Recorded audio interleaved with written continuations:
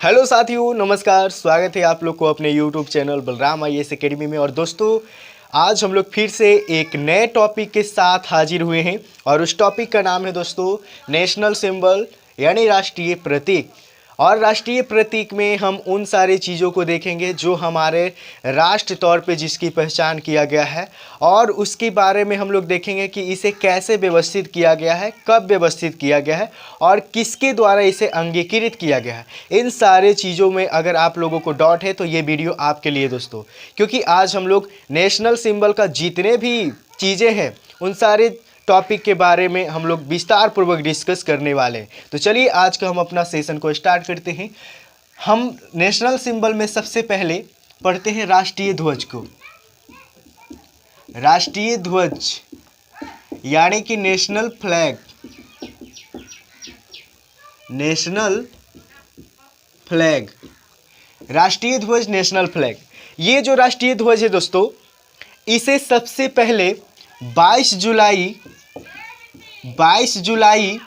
1947 ईस्वी को भारतीय संविधान सभा द्वारा इसे अंगीकृत किया गया। ठीक है, क्वेश्चन आता है कि राष्ट्रीय ध्वज को कब अंगीकृत किया गया? 22 जुलाई 1947 को। किसके द्वारा अंगीकृत किया गया? भारतीय संविधान सभा द्वारा।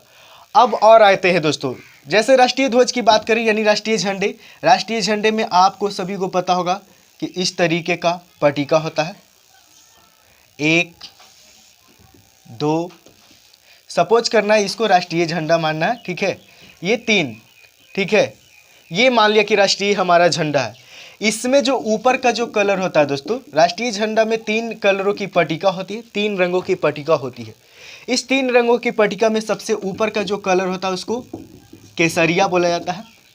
बीच वाला जो कलर होता है दोस्तों वो सफ़ेद होता है, और सबसे नीचे वाला जो होता है वो हरा होता है।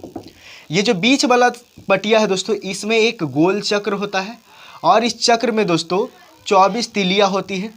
इस तरीके का 24 तिलियाँ होती है, और ये तिलियों का जो कलर होती है दोस्तों ये नीला रंग की होती है। ठीक है, इतना चीज़ों आप लोग जानेंगे कि राष्ट्रीय ध्वज को 22 जुलाई 1947 को भारतीय संविधान द्वारा अंगीकृत किया गया, और इसमें राष्ट्रीय ध्वज में, राष्ट्रीय झंडे में 3 रंग की पट्टिका होती है। सबसे ऊपर में जो कलर होती है वो केसरिया, बीच वाले कलर सफ़ेद, बीच में एक गोल चक्र होता है, उस चक्र में 24 तिलियाँ होती है, और उस तिलियों का जो कलर होती है वो नीले रंग की होती है। सबसे नीचे का जो कलर होती है वो क्या होती है दोस्तों? हरा होती है। तो इतना चीज़ों को आप अगर जानते हो तो राष्ट्रीय ध्वज के बारे में काफ़ी कुछ जानते हो। अब ये जो झंडा है दोस्तों, झंडे की लंबाई और चौड़ाई की अनुपात की बात करें दोस्तों, तो लंबाई और चौड़ाई के जो अनुपात है वो 3:2 है। झंडे, हमारे राष्ट्रीय ध्वज की लंबाई और चौड़ाई का अनुपात कितना है दोस्तों? 3:2 है। यहाँ से भी प्रश्न पूछे जाते हैं कि राष्ट्रीय ध्वज की लंबाई और चौड़ाई का अनुपात कितना है, तो 3:2 है। आप लोग इसको नोट करोगे। ठीक है दोस्तों, अब नोट की बातें आपको क्या करना है, यहाँ पे एक नोट की बातें है, और नोट की बातें ये करना है दोस्तों, क्या करना है दोस्तों कि 12 मार्च 2018 ईस्वी में देश का सबसे ऊंचा झंडा फहराया गया था। और वो कहाँ पे फहराया गया था दोस्तों? तो वो फहराया गया था बेलगाम में। और बेलगाम कहाँ है दोस्तों? कर्नाटक में एक राज्य है। और कितना ऊंचा झंडा फहराया गया था दोस्तों? तो 361 फुट। क्वेश्चन आता है दोस्तों कि भारत का यानी देश का सबसे ऊंचा झंडा, बेलगाम में देश का सबसे ऊंचा झंडा यानी भारत में सबसे ऊंचा झंडा कब और कहां पे फहराया गया था? तो देश का सबसे ऊंचा झंडा 12 मार्च 2018 ईस्वी को बेलगाम, एक कर्नाटक राज्य में एक बेलगाम डिस्ट्रिक्ट होगा, वहां पे फहराया गया था। और कितने फीट की झंडा दोस्तों? तो 361 फुट की झंडा वहां पे फहराया गया था। तो ये हो गया नेशनल फ्लैग के बारे में, राष्ट्रीय झंडे के बारे में। इसको आप लोग नोट करते हुए चलोगे। ठीक है, उसके बाद हम लोग आगे की और जो राष्ट्रीय प्रतीक है उसको बारे में जानेंगे। तो अभी तक हम लोगों ने देखा कि राष्ट्रीय झंडे को भारतीय संविधान सभा द्वारा 22 जुलाई 1947 को अंगीकृत किया गया, और इसको क्या किया गया, इसमें 3 कलर होता है दोस्तों, इसमें 3 कलर, ऊपर में जो कलर होते हैं वो केसरिया, बीच में जो कलर होती है सफ़ेद, बीच में एक 24 तीलियों वाली एक चक्र होती है, सबसे नीचे का जो कलर होती है वो हरा होती है। झंडे का जो लंबाई और चौड़ाई का अनुपात की बात करें तो 3:2 होती है। और सबसे ऊंचा झंडा भारत में कब फहराया गया और कहाँ पे फहराया गया और कितने फीट ऊंचे झंडे को फहराया गया, तो इसके बारे में हमने बताए थे कि 12 मार्च 2018 ईस्वी को बेलगाम, जो कि एक कर्नाटक का जगह है, कर्नाटक राज्य का एक जगह है, और बेलगाम में 361 फुट लंबे ऊंचे झंडे को फहराया गया था 12 मार्च 2018 ईस्वी में। ठीक है दोस्तों, तो इतना चीज़ें आप लोग नोट करोगे, फिर हम लोग आगे बढ़ते हैं।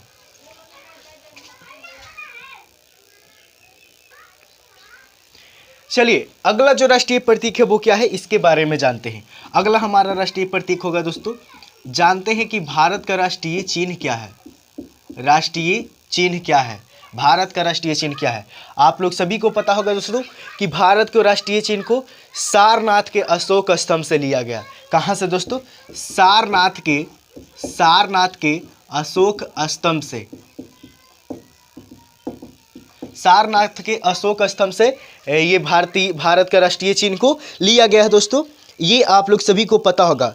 मूल स्तंभ में क्या होता है दोस्तों, ये जो पैसा में जो भारत होता है ना, हम लोग चीट पट खेलते हैं, यानी चीत आने की प्रयोगता, पट आने की प्रयोगता, मैथ में भी हम लोग पढ़ें, तो जो पट होता है यानी भारत की तरफ जो होता है, जिसको हम लोग बोलते हैं भारत, एक फिगर होता है, फिगर के नीचे लिखा हो रहता है सत्यमेव जयते। तो वो जो फिगर होता है दोस्तों, फिगर के सबसे ऊपर में जो होता है, यानी कि जो मूल स्तंभ होता है दोस्तों, ये अशोक स्तंभ है। भारत का राष्ट्रीय चिन्ह क्या है, अशोक स्तंभ। इसको कहाँ से लिया गया, सारनाथ से लिया गया है।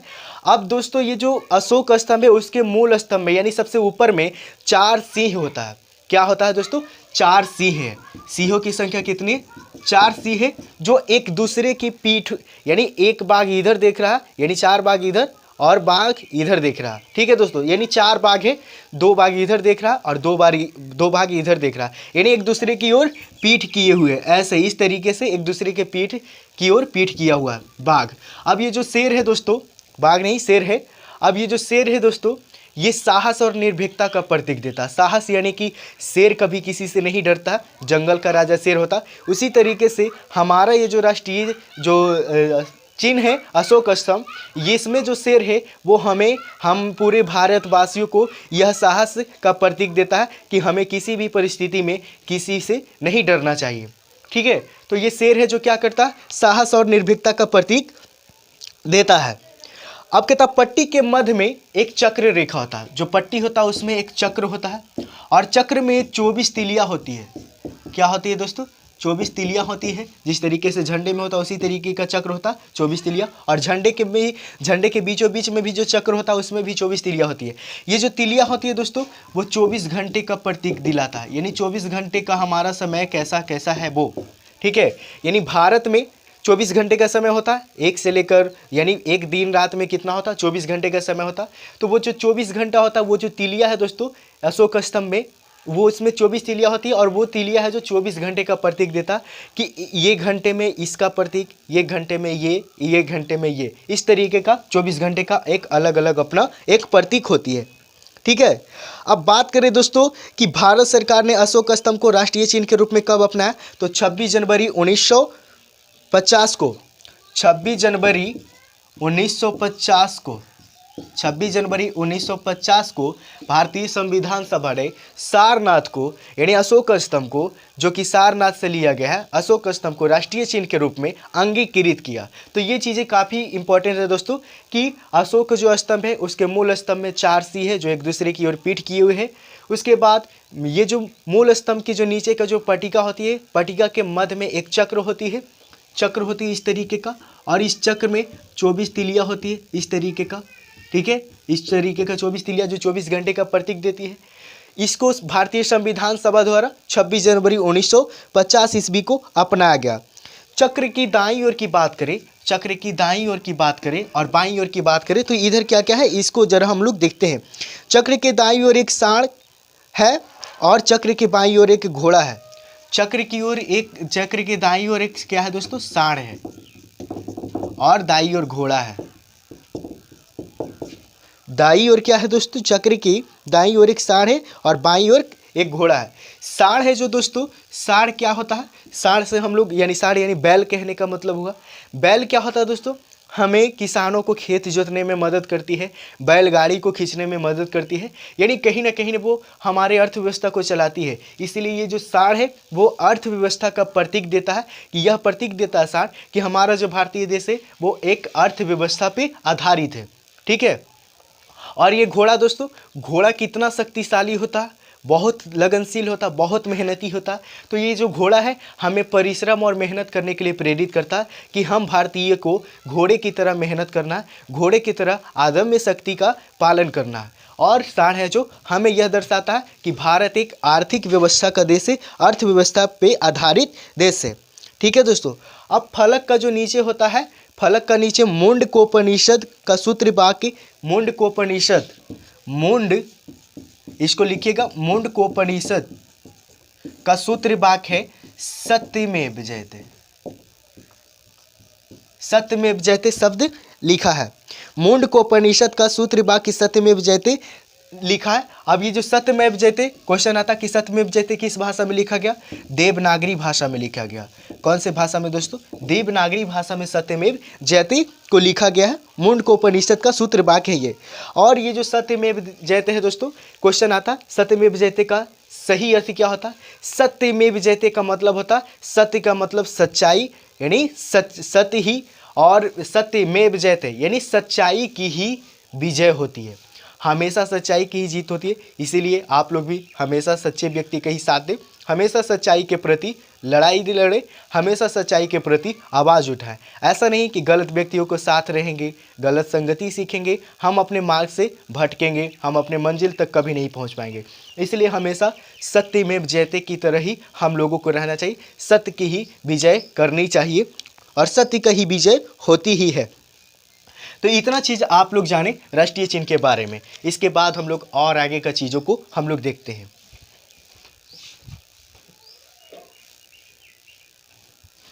चलिए अगला जो हमारा राष्ट्रीय प्रतीक है वो क्या है, इसके बारे में जानते हैं।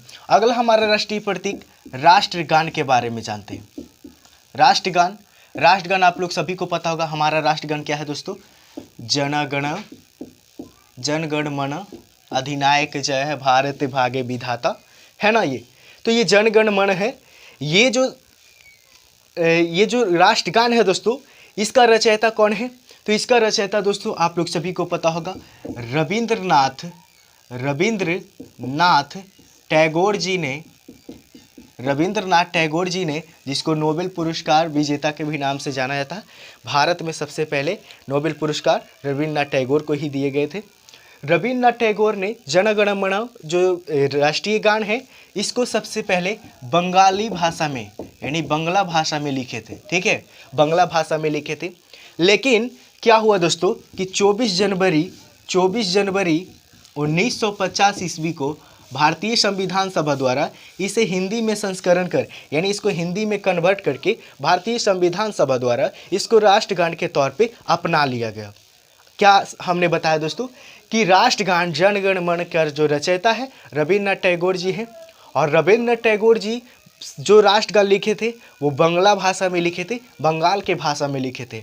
लेकिन 24 जनवरी 1950 ईस्वी को हमारे भारतीय संविधान सभा द्वारा इस बंगाल भाषा में लिखा गया जन गण मन को हिंदी भाषा में संस्करण कर, यानी हिंदी भाषा में ट्रांसलेट कर उसे 24 जनवरी 1950 को भारतीय संविधान सभा ने क्या किया, इसको भारत के राष्ट्रगान के तौर पर चुन लिया गया। अभी हमने बताया था कि हमारे राष्ट्रीय चिन्ह अशोक स्तंभ को 26 जनवरी 1950 को अपनाया गया था, जबकि राष्ट्रीय झंडे की बात करें तो 22 जुलाई 1947 को अपनाया गया था। तो सबसे पहले हमारे भारतीय संविधान सभा द्वारा झंडे को अपनाया गया 22 जुलाई 1947 को। उसके बाद अशोक स्तंभ राष्ट्रीय चिन्ह को कब अपनाया गया था दोस्तों, 26 जनवरी 1950 को। और ये राष्ट्रगान को 24 जनवरी 1950 ईस्वी को अपनाया गया था दोस्तों। अब सबसे पहले बात यहाँ पे आता है कि सबसे पहले ये जो राष्ट्रगान है उसको गाया कब गया और कहाँ पे गाया गया था, इसके बारे में हम लोग जानते हैं। यह सबसे पहले दोस्तों क्या दोस्तों, यह सबसे पहले 27 दिसंबर 1911 ईस्वी को, 27 दिसंबर 1911 ईस्वी को भारत का राष्ट्रीय, ये जो भारत का राष्ट्रीय ये गान है, इसको क्या किया गया कि 27 दिसंबर 1911 ईस्वी को भारतीय राष्ट्रीय कांग्रेस के 26वें अधिवेशन, कौन सा अधिवेशन द्वारा, 26वें अधिवेशन कलकत्ता में इसको सबसे पहले गाया गया था। क्वेश्चन आता है दोस्तों यहाँ से कि राष्ट्रगान को सबसे पहले कहाँ, कब और कौन से पार्टी के समक्ष गाया गया था। तो दोस्तों आपको बता दें कि राष्ट्रगान सबसे पहले कलकत्ता में गाया गया था। और कलकत्ता में कहाँ पे, तो कलकत्ता में कब, तो 27 दिसंबर 1911 ईस्वी को। किसके अधिवेशन में, तो कलकत्ता में कांग्रेस के 26वें अधिवेशन में गाया गया था। कब, 27 दिसंबर 1911 ईस्वी को। तो यहाँ से ये चीज़ आप लोग नोट करोगे, ये नोट की बातें हैं। फिर हम लोग आगे की ओर बढ़ेंगे थोड़ा और इसके बारे में कुछ जानते हैं। जैसे क्वेश्चन आता है कि राष्ट्रगान के गायन की अवधि क्या है, यानी राष्ट्रगान हम लोग कितने समय तक गा सकते हैं। यानी अगर आप अच्छे तरीके से जन गण मन को गाते हैं तो आपको 52 सेकंड से ज़्यादा नहीं लगना चाहिए और नहीं 52 सेकंड से कम लगना चाहिए, ठीक है। 52 सेकंड में राष्ट्रगान जो जन गण मन है वो खत्म हो जाता है दोस्तों, ठीक है, अगर अच्छे से आप गाते हैं तो। और ये राष्ट्रगान में जो जन गण मन है, ये एक ऐसा गान है दोस्तों, इसमें पूरे भारत का वर्णन किया गया। अगर एक एक वर्डों को अगर हम लोग, जैसे होता है ना, राष्ट्रगान जन गण मन अधिनायक जय है भारत भाग्य विधाता पंजाब सिंध गुजरात मराठा, इस तरीके का है ना। तो दोस्तों ये सब जो शब्द है इसमें पूरे भारत का वर्णन किया गया इन्हीं शब्दों को जोड़ जोड़ कर। तो आप लोगों को ये सब चीज़ों जानना है, क्योंकि आप एक सिविल सर्विस का तैयारी करना चाहते हैं, सिविल सर्विस का एक अधिकारी बनना चाहते हैं, हमारे देश को सेवा प्रदान करना चाहते हैं, तो हमारे देश के बारे में आपको काफ़ी कुछ जानना होगा। और जानना होगा नहीं, जानना पड़ेगा, तभी जाकर आपको फाइनल सिलेक्शन मिल पाएगा। तो ये सब चीज़ों को आप लोग नोट करोगे, ठीक है दोस्तों। आगे फिर हम लोग बढ़ते हैं। चलिए अभी हम लोगों ने देखा क्या कि राष्ट्रीय प्रतीक में राष्ट्रगान को। अब हम लोग देखते हैं राष्ट्रगीत को। किसको देखेंगे दोस्तों, राष्ट्रगीत को। आपको सभी को पता होगा राष्ट्रगीत कौन है, जो वंदे मातरम। कौन है दोस्तों, वंदे मातरम सुजलम सुफलम मलयज शीतलम सस्य श्यामलम मातरम, वंदे मातरम, है ना ये। तो ये जो दोस्तों वंदे मातरम है ये राष्ट्रगीत है। इसका जो रचयिता कौन है, इसका रचयिता दोस्तों आप लोग सभी को पता होगा, बंकिम चंद्र चटर्जी। बंकिम चंद्र चटर्जी दोस्तों इसका रचयिता है। इन्होंने सबसे पहले ये जो वंदे मातरम है दोस्तों संस्कृत में लिखे थे। बंकिम चंद्र चटर्जी ने ये जो राष्ट्रगीत है इसको किस भाषा में लिखे थे, संस्कृत भाषा में। जबकि राष्ट्रगान की बात करें तो वो बंगाल की भाषा में लिखा गया था, ठीक है दोस्तों। अब ये जो राष्ट्रगीत है दोस्तों इसको राष्ट्रगान के तरह ही इसको भी दर्जा दिया गया। जितना महत्वपूर्ण हमारा राष्ट्रगान है उसी तरीके से हमारा राष्ट्रगीत भी महत्वपूर्ण है दोस्तों। तो ये चीज़ों को आप लोग को जानना चाहिए, बेहद जानना जरूरी है दोस्तों। हाँ, तो क्या बता रहे थे दोस्तों कि ये जो राष्ट्रगीत है ये संस्कृत भाषा में लिखे थे। कौन लिखे थे, बंकिम चंद्र चटर्जी ने लिखे थे और इसे राष्ट्रगान के समान दर्जा दिया गया दोस्तों। अब ये दोस्तों ये सबसे पहली बार 1896 ईस्वी में भारतीय राष्ट्रीय कांग्रेस के 1896 ईस्वी में भारतीय राष्ट्रीय कांग्रेस के 12वें अधिवेशन में, कौन सा अधिवेशन दोस्तों, 12वें अधिवेशन, और कहाँ पे, कलकत्ता में ही गाया गया था। यहाँ पे बहुत ही डिफरेंस है दोस्तों। क्या डिफरेंस है कि राष्ट्रगान को कब गाया गया था दोस्तों, सबसे पहले तो राष्ट्रगान को गाया गया था आपका दोस्तों, कब गाया गया था, 27 दिसंबर 1911 को कलकत्ता के 26वें अधिवेशन में, और कलकत्ता में गाया गया था भारतीय राष्ट्रीय कांग्रेस के 26वें अधिवेशन कलकत्ता में। जबकि राष्ट्रगीत की बात करें तो ये 1896 ईस्वी में 12वें अधिवेशन भारतीय राष्ट्रीय कांग्रेस के 12वें अधिवेशन कलकत्ता में गाया गया था। तो बच्चे कंफ्यूज हो जाते हैं कि कौन से अधिवेशन में राष्ट्रगीत गाया गया था, कौन से अधिवेशन में राष्ट्रगान गाया गया था। तो राष्ट्रगान है जो 26वें अधिवेशन में और राष्ट्रगीत है जो 12वें अधिवेशन। लेकिन राष्ट्रगीत और राष्ट्रगान दोनों कहाँ पे ही गाया गया था, कलकत्ता में ही गाया गया था। तो इसको आप लोग नोट करोगे, फिर हम लोग आगे बढ़ते हैं। चलिए दोस्तों अगला जो हमारा राष्ट्रीय प्रतीक है वो देखते हैं राष्ट्रीय पशु। क्या दोस्तों, राष्ट्रीय पशु। राष्ट्रीय पशु आप लोग सभी को पता होगा दोस्तों हमारा भारत का राष्ट्रीय पशु कौन है? बाघ है। बाघ है जो दोस्तों अभी हमने बताए थे कि दृढ़ता और शालीनता का प्रतीक है। ये साहस और बल देता है। ठीक है दोस्तों, ये बाघ क्या होता है? ये फुर्तीला होता है। फुर्ती और अपार शक्ति के लिए राष्ट्रीय पशु कहलाने का इसको गौरव हासिल है। बाघ को अपने फुर्ती और अपार शक्ति इसके पास होने के कारण इसको अपने देश का राष्ट्रीय पशु कहलाने का गौरव प्राप्त है। ठीक है दोस्तों, अब देश में बाघों की घटती हुई संख्या को रोकने के लिए क्या किया गया दोस्तों कि अप्रैल 1973 ईस्वी में, अप्रैल 1973 ईस्वी में, कब दोस्तों? अप्रैल 1973 ईस्वी में बाघ परियोजना शुरू किया गया। और ये बाघ क्वेश्चन आता है कि बाघ परियोजना कब शुरू किया गया दोस्तों? बाघ परियोजना कब शुरू किया गया? तो अप्रैल 1973 ईस्वी में। और क्यों? क्योंकि बाघों की संख्या बहुत तेज़ी से घटते जा रही थी, तो इसीलिए बाघों की घटती हुई संख्या को रोकने के लिए भारतीय सरकार द्वारा यानी इंडियन गवर्नमेंट के द्वारा अप्रैल 1973 ईस्वी में बाघ परियोजना को शुरू किया गया। और इसके अंतर्गत देश में अनेक बाघ अभयारण्य भी स्थापित किया गया। इस बाघ परियोजना को बचाने के लिए देश में अनेकों अभयारण्य बनाया गया था दोस्तों। तो ये चीज़ों को आप लोग को जानना बेहद ज़रूरी है। चलिए, राष्ट्रीय पशु को हम लोगों ने देखा, अब देखते हैं राष्ट्रीय पक्षी को। भारत का राष्ट्रीय पक्षी कौन है? राष्ट्रीय पक्षी आप लोग सभी को पता होगा, भारत का राष्ट्रीय पक्षी मयूर यानी मोर। मोर जो होता है दोस्तों, इसका नीली गर्दन, लंबी गर्दन होता है, नीले शरीर होता है इसका। और कहता है दोस्तों कि भारतीय मयूर को राष्ट्रीय पक्षी कहते हैं। हंस के आकार के इस रंग बिरंगे पक्षी की गर्दन लंबी, यानी ये जो मोर होता है दोस्तों, वे हंस के आकार का होता है, इसका गर्दन लंबी होती है। और दोस्तों, आँख के नीचे सफ़ेद निशान और सिर पंखे के आकार की कलगी होती है, और सिर पर पंखे के आकार की कलगी होती है। इसका जो पंखा होता है दोस्तों, पंख होता है, वो बहुत चौड़ा होता है। जब आसमान में बादल लगते हैं तो मयूर है जो नाचना शुरू कर देते हैं, खुशी से नाचना शुरू कर देते हैं। ये जो राष्ट्रीय पक्षी है दोस्तों, इसी को हम लोग मयूर कहते हैं। राष्ट्रीय पक्षी मयूर को हम लोग कहते हैं। मयूर भारतीय उपमहाद्वीप में, मयूर भारत में कहाँ पे पाया जाता है? तो भारत के उपमहाद्वीप सिंधु घाटी के तटीय क्षेत्र है, वहाँ पे मयूर पाया जाता है। भारी मात्रा में वहाँ पे मयूर पाया जाता है। और कहता है दोस्तों, जम्मू कश्मीर, असम के पूर्व, मिजोरम के दक्षिण तक, ये सब यानी असम, जम्मू कश्मीर, मिजोरम और भारत के उपमहाद्वीप जितने भी वहाँ पे बाघ है जो बहुत काफ़ी मात्रा में पाई जाती है। ठीक है दोस्तों, उसके बाद कहता भारतीय वन एवं वन प्राणी अधिनियम 1972 के द्वारा, यानी भारतीय वन प्राणी अधिनियम 1972 के द्वारा क्या किया गया दोस्तों कि मयूर को पूर्ण संरक्षण प्राप्त हुआ। मयूर को पूर्ण संरक्षण, क्वेश्चन आ सकता है कि मयूर को पूर्ण संरक्षण कब दिया गया? 1972 में। किसके द्वारा?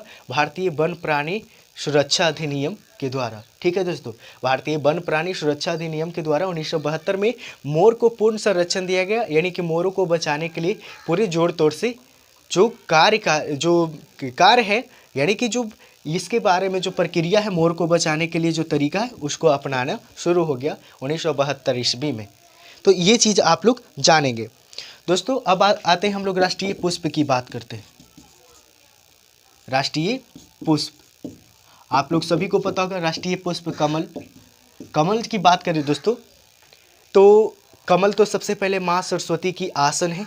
माँ सरस्वती है जो कमल पे बैठती है। कमल इतना खूबसूरत होने के बावजूद भी ये कीचड़ में खिलते हैं। अब ये जो कमल है दोस्तों, कमल से हमें कुछ बातों को सीखना चाहिए। कमल खूबसूरत है लेकिन कीचड़ में खिलते हैं। इसका कहने का मतलब है दोस्तों कि अगर आप आगे बढ़ना चाहोगे तो आपको दुनिया का कोई भी कीचड़ गंदे नहीं कर सकता, आपको आगे बढ़ने से कोई नहीं रोक सकता। अगर कमल भी ये सोचता कि हम तो कीचड़ में हैं, मेरे ऊपर कीचड़ पड़ा हुआ है, कीचड़ के अंदर हम फंसे हुए, हम आगे नहीं बढ़ सकते, तो आज इसे हमारे देश का राष्ट्रीय पुष्प कहलाने का गौरव हासिल नहीं होता दोस्तों। इससे हम लोगों को सीख लेना चाहिए कि जिस तरीके से कमल एक कीचड़ में रहकर भी इतने आगे जा सकता है, इतने खूबसूरत बन सकता है, तो हम लोग एक मानव है, हम लोग एक मानव होकर हम इस दरिंदे जो समाज है, इस जो बुरे समाज की जो प्रवृत्ति है, इस बुरे समाज से उठकर अपर लेवल तक क्यों नहीं जा सकते? हम अपने मंजिल को क्यों नहीं पा सकते हैं? आज हमें अपने समाज से जोड़कर नहीं, बल्कि हमें अगर अच्छा व्यक्ति बनना है तो आपको समाज से हटकर चलना होगा। क्योंकि समाज में रहकर आप कभी अच्छे नहीं कर सकते। समाज में अनेक प्रवृत्तियाँ देखने के लिए मिलते हैं जो हमें बुरे वक्तों को याद दिलाता है और बुरे वक्तों में ही ले जाते हैं। तो ऐसे चीज़ों से बचना चाहिए। तो राष्ट्रीय पुष्प है जो कमल है दोस्तों। अब ये जो कमल है यह एक पवित्र पुष्प है तथा भारतीय कला और पौराणिक साहित्य में इसका महत्वपूर्ण स्थान है। ये जो राष्ट्रीय पुष्प है दोस्तों, ये पवित्र पुष्प है। कीचड़ में रहने के बावजूद भी इसे पवित्र पुष्प का दर्जा दिया गया। एक बात बता दें दोस्तों कि कर्नाटक का भी राजकीय जो पुष्प है वो कमल है। कर्नाटक का राजकीय पुष्प क्या है दोस्तों? हरियाणा और कर्नाटक दोनों का, हरियाणा भी है, हरियाणा और कर्नाटक का भी राजकीय पुष्प कमल है। और हमारे हमारे भारत का भी राष्ट्रीय पुष्प कमल है। तो इतना चीज़ें आप लोग नोट करेंगे, फिर हम लोग आगे बढ़ते हैं।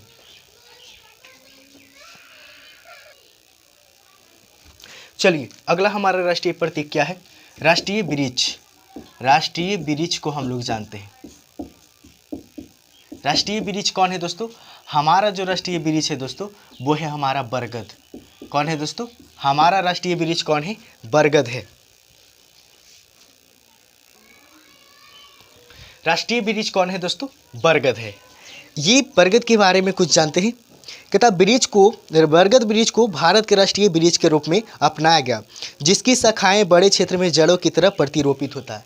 इसका जो शाखा होता बरगद का जो जिसको बट वृक्ष भी कहते हैं, ये जो बरगद होता है दोस्तों, इसकी जो शाखाएं होती है वो जड़ की तरह रोपित होता है। यानी ऊपर का जो टहनी है वो नीचे होकर ज़मीन में चला जाता है। इसीलिए ऐसा कहा जाता है कि बर का जो जड़ी होती है वो बहुत अनेकों प्रकार की जड़ी होती है। इसीलिए अगर आप एक दो जड़ काट भी देते तो भी बर नहीं मर सकता है। इसका कहने का मतलब ये हुआ दोस्तों कि बरगद कहीं ना कहीं अमर कहलाता है। ठीक है, बरगद क्या है? अमर है। आप कितना हो काट दें फिर से ये उपज जाता है। तो बरगद के बारे में ये चीज़ों को आपको जानना बहुत ज़रूरी है। इसके बारे में कुछ और दोस्तों कहता है, ये जड़ें पुनः नई टहनियाँ एवं डालियों को जन्म देती है। अपनी इस विशिष्टता के कारण इसे अमर माना जाता है। बर के जो टहनियाँ होती है दोस्तों, वो ऊपर से टहनी यानी शाखा जो होती है वो नीचे ज़मीन में चला जाता है, और इसको बार बार काटने के बावजूद भी ये क्या होता है, इसका जो इतने भी टहनियाँ हैं काटने के बाद फिर से एक नए पेड़ का निर्माण कर देता है। इसीलिए हम कह सकते हैं कि बरगद जो है वो एक अमर है। ठीक है, तो ये हम लोगों ने देखा कि राष्ट्रीय वृक्ष ये बरगद है। अब हम लोग देखते हैं राष्ट्रीय फल। राष्ट्रीय फल आप लोग सभी को पता होगा दोस्तों, राष्ट्रीय फल कौन है? आम। हमारा भारत का जो राष्ट्रीय फल है वो कौन है दोस्तों? आम है। आम यह जो दोस्तों कौन से इलाके में फलता है? तो उष्णकटिबंधीय जो स्थान होता है, उष्णकटिबंधीय देशों का सर्वाधिक महत्वपूर्ण फल है तथा इसकी खेती व्यापक पैमाने पर भी की जाती है। यानी आम का जो खेती आप करना चाहते हैं तो उष्णकटिबंधीय क्षेत्र में चले जाइए, वहाँ पे आम की खेती अच्छे तरीके से हो सकता है। भारत में आम अनादिकाल से प्रचलित है। क्वेश्चन आ सकता है कि भारत में आम कब से प्रचलित है? तो अनादिकाल से ही। कौन काल से दोस्तों? अनादिकाल से ही भारत में आम प्रचलित है। इसको आप लोग नोट करोगे कि भारत में आम किस काल से प्रचलित है, तो अनादिकाल से ज़्यादा प्रचलित है, यानी अनादिकाल से इसको हम अच्छे तरीके से जानते हैं। अलेक्जेंडर और चीनी यात्री डेन सॉन्ग, कौन कौन दोस्तों? अलेक्जेंडर और एक चीनी यात्री था, कौन दोस्तों? डेन सॉन्ग। और ये कहाँ के रहने वाले थे? चीन।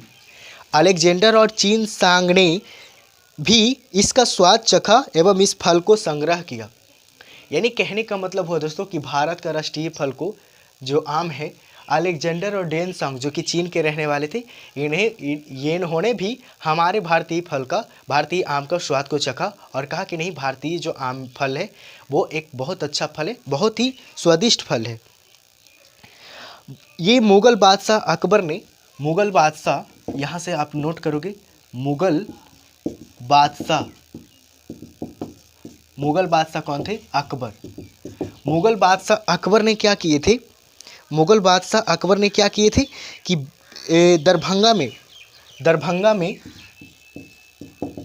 दरभंगा जो कि बिहार का एक ज़िला है, दरभंगा का है दोस्तों, बिहार में लगभग 10,000 आम का वृक्ष लगवाए थे। मुग़ल बादशाह अकबर ने क्या किए थे कि दरभंगा में लगभग 10,000 आम के पेड़ लगवाए जिसे आज भी हम लोग ये जो पेड़ 10,000 लगवाए थे उस बाग को आज भी हम लक्खी बाग के नाम से जानते हैं।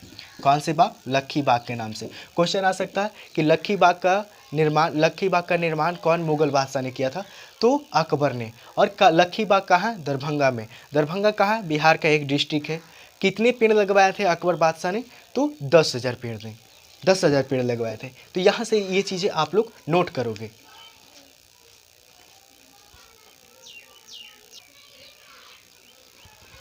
चलिए अगला जो हमारा राष्ट्रीय प्रतीक है उसकी ओर बढ़ते हैं। अगला हमारा राष्ट्रीय प्रतीक है दोस्तों राष्ट्रीय नदी।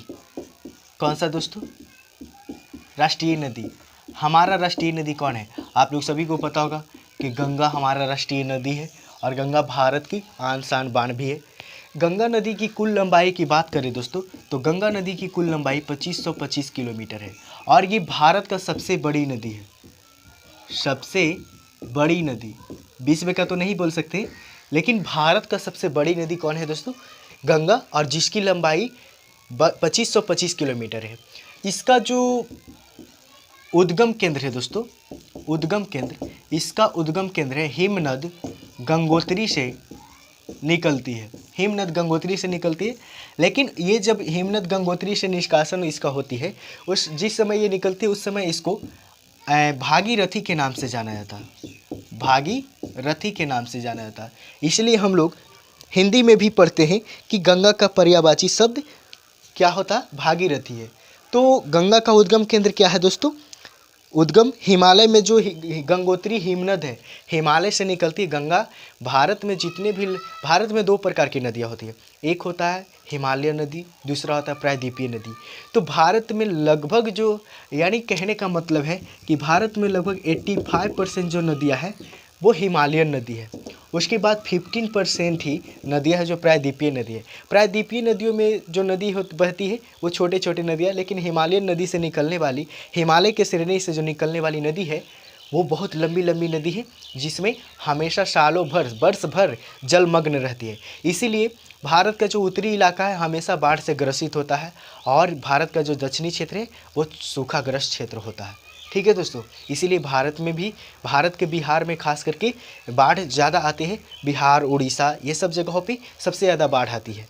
तो बिहार के शोक नदी किसे कहा जाता है? एक क्वेश्चन यहाँ से आता है कि बिहार का शोक नदी किस नदी को? कोसी नदी को। कोसी नदी कौन सा नदी है? तो हिमालयन नदी है दोस्तों। ठीक है, तो यहाँ से आप चीज़ों को नोट करोगे कि जो गंगा नदी है, गंगा नदी का उद्गम केंद्र क्या है? तो हिमालय की गंगोत्री हिमनद से निकली है और जहाँ से निकलती है उसको नाम भागीरथी कहा जाता, इसलिए गंगा का पर्यायवाची शब्द भागीरथी भी है। और गंगा का समतल मैदान विश्व के सबसे उपजाऊ मैदान में से एक है। गंगा का जो समतल मैदान है वो विश्व के उपजाऊ मैदानों में से एक है और यहाँ इसका विस्तार लगभग 1 लाख किलोमीटर है। गंगा का जो समतल ज़मीन है, उपजाऊ ज़मीन है, ये इसका विस्तार कितना है? ये क्वेश्चन आ सकता है। तो 1 लाख किलोमीटर है इसका उपजाऊ, 1 लाख वर्ग किलोमीटर है इसका उपजाऊ क्षेत्र। ठीक है, अब हम लोग आते हैं, इतना चीज़ों तो हम लोग जान लिए। अब आते हैं हम लोग राष्ट्रीय जलीय जीव। भारत का राष्ट्रीय जलीय जीव कौन है? जलीय जीव कौन है? आप लोग सभी को पता होगा कि भारत का राष्ट्रीय जलीय जीव डॉल्फिन है। कौन है दोस्तों? डॉल्फिन। ये जो डॉल्फिन है दोस्तों ये एक लुप्त प्राणी है। डॉल्फिन को हम लोग सोस भी बोलते हैं, ये 5 अक्टूबर 2009 को ये 5 अक्टूबर 2009 को क्या कर दिया गया दोस्तों? राष्ट्रीय जलीय जीव के रूप में घोषित किया गया। डॉल्फिन को राष्ट्रीय जलीय जीव के रूप में कब घोषित किया गया? 5 अक्टूबर 2009 को, जो कि ये लापता है, सोस एक लापता है यानी लुप्त प्राणी है। यह भारत में गहन संकटग्रस्त प्रजातियों के तहत वन्य जीव संरक्षण अधिनियम 1972 की अनुसूची 1 में शामिल है। प्रतिवर्ष 5 अक्टूबर को डॉल्फिन दिवस मनाया जाता है। 5 अक्टूबर डॉल्फिन दिवस कब मनाया जाता है दोस्तों? 5 अक्टूबर को मनाया जाता है। तो यहाँ से चीज़ों को आप लोग नोट करोगे, फिर हम लोग आगे बढ़ते हैं। चलिए अगला हमारा राष्ट्रीय प्रतीक दोस्तों, अगला हमारा राष्ट्रीय प्रतीक क्या है दोस्तों? राष्ट्रीय विरासत पशु।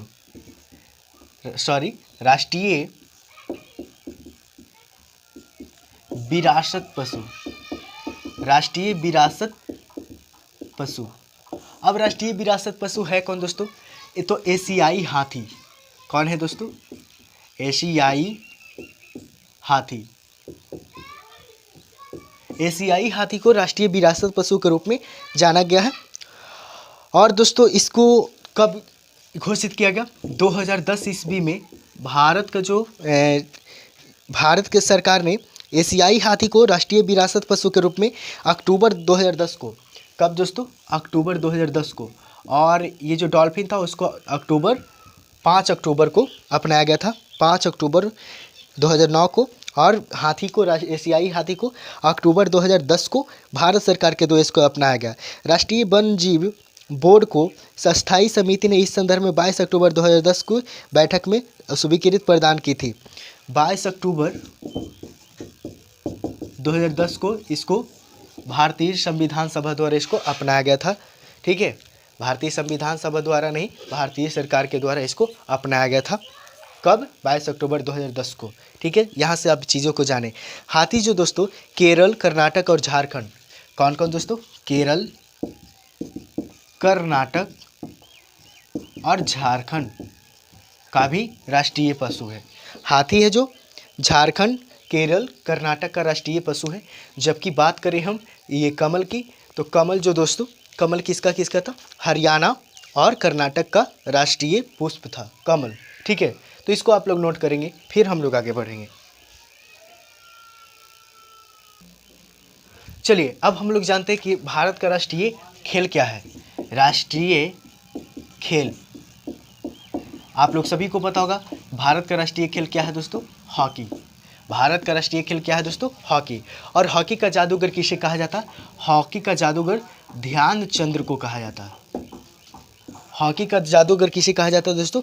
ध्यानचंद्र को कहा जाता है। और इसके जन्म दिवस पे, ध्यानचंद्र के जन्म दिवस पे 29 अगस्त को राष्ट्रीय खेल दिवस के रूप में मनाया जाता है। राष्ट्रीय खेल दिवस कब दोस्तों? राष्ट्रीय खेल दिवस, राष्ट्रीय खेल दिवस कब मनाया जाता है दोस्तों? 29 अगस्त को। कब दोस्तों? 29 अगस्त को राष्ट्रीय खेल दिवस मनाया जाता ध्यानचंद्र के जन्म दिवस के उपलक्ष्य में। सन 1925 में ग्वालियर में भारतीय हॉकी फेडरेशन बनाया गया। भारतीय हॉकी फेडरेशन कहाँ बनाया गया दोस्तों? ग्वालियर में। ग्वालियर में भारतीय राष्ट्रीय हॉकी फेडरेशन बनाया गया, ग्वालियर में। और कब बनाया गया था दोस्तों? 1925 ईस्वी में। 1925 ईस्वी में ग्वालियर फेडरेशन बनाया गया था, भारतीय हॉकी फेडरेशन बनाया गया था ग्वालियर में 1925 ईस्वी में। और 1928 में भारत अंतर्राष्ट्रीय हॉकी फेडरेशन का पहला गैर यूरोपीय सदस्य बना। 1928 ईस्वी में भारत है जो हॉकी का एक सदस्य बना। कब? 1928 ईस्वी में अंतर्राष्ट्रीय हॉकी फेडरेशन का सदस्य, अंतर्राष्ट्रीय हॉकी फेडरेशन का एक सदस्य। और किसका सदस्य? गैर यूरोपीय सदस्य बना, गैर यूरोपीय सदस्य बना। ठीक है दोस्तों, 1928 ईस्वी में। तो ये चीज़ों को आप लोग नोट करोगे। उसके बाद हम लोग आते हैं राष्ट्रीय मुद्रा की तरफ। राष्ट्रीय मुद्रा, इसको आप लोग नोट कर लिए होंगे।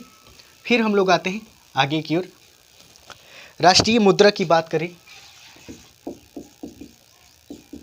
राष्ट्रीय मुद्रा आपको पता है, राष्ट्रीय जो मुद्रा है दोस्तों, ये एक, इसका प्रतीक चिन्ह क्या है? राष्ट्रीय मुद्रा का प्रतीक चिन्ह आप लोग सभी को पता होगा दोस्तों। राष्ट्रीय मुद्रा का प्रतीक चिन्ह ऐसे है, कुछ इस तरीके का, कुछ इस तरीके का है ना। तो ये है भारत का राष्ट्रीय मुद्रा प्रतीक है। अब दोस्तों इसको क्या किया गया? भारतीय रुपये को 15 जुलाई, इसको कब दोस्तों? 15 जुलाई 2010 को, 15 जुलाई 2010 को क्या किया गया दोस्तों कि डॉलर, यूरो और पौंड की तरह इसको भी क्या किया गया? रुपया का नाम प्रतीक दिया गया।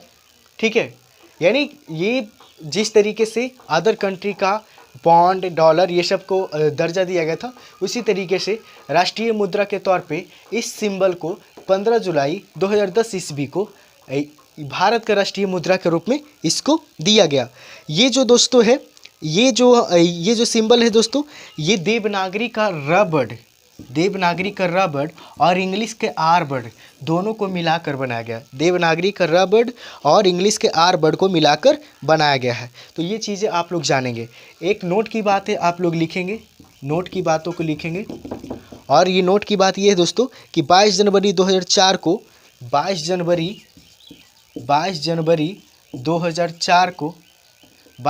2004 को क्या हुआ दोस्तों कि उच्चतम न्यायालय के मुख्य न्यायाधीश BN खरे, कौन दोस्तों, BN खरे जो उच्चतम न्यायालय के मुख्य न्यायाधीश थे, BN खरे की अध्यक्षता वाली खंडपीठ ने भारत में नागरिकों द्वारा सम्मान तथा प्रतिष्ठा के साथ राष्ट्रीय ध्वज फहराने को मौलिक अधिकार माना है। उच्चतम न्यायालय ने अपने निर्णय में यह स्पष्ट किया है कि नागरिकों द्वारा अपनी घरों, दफ्तरों आदि पर राष्ट्रीय ध्वज फहराना संविधान के अनुच्छेद 19 के 1 का ए के अंतर्गत एक मौलिक अधिकार है। और यह बात किसने कहा था, तो उच्चतम न्यायालय के जो मुख्य न्यायाधीश थे BN खरे ने ये बताए, यह अधिकार दिए थे पूरे भारतीयों को कि भारत के जितने भी लोग हैं अपने दफ्तरें, स्कूलों, कॉलेजों, अपने ऑफिस, घरों में भी ये झंडा फहराने का उसको मौलिक अधिकार दिया गया। कब, 22 जून 2004 ईस्वी को। और ये अनुच्छेद 19 के 1 के ए के अंतर्गत ये हमारा मौलिक अधिकार है। ठीक है दोस्तों। तो दोस्तों आज के लिए इतना ही। फिर हम लोग क्या करेंगे दोस्तों, ये हमारा राष्ट्रीय प्रतीक था जो कि जानना आपको बहुत ज़रूरी था। यहाँ सभी प्रश्न पूछे जाते हैं, तो इसको आप लोग बिल्कुल नज़रअंदाज नहीं करेंगे, इसको आप लोग कॉपी में ज़रूर नोट करोगे। और मुझे उम्मीद ही नहीं, पूर्ण विश्वास है कि आपको ये बेहद पसंद आएगा। तो दोस्तों चलिए आज के लिए इतना ही। फिर हम लोग अपने जो अगला टॉपिक है उसकी ओर बढ़ेंगे। तब तक के लिए आप लोग स्वस्थ रहे, सुरक्षित रहे और खूब जमकर पढ़ाई करें। अपने मंजिल को पाने में जी जान से लगे रहें। नमस्कार, फिर मिलते हैं। जय हिंद।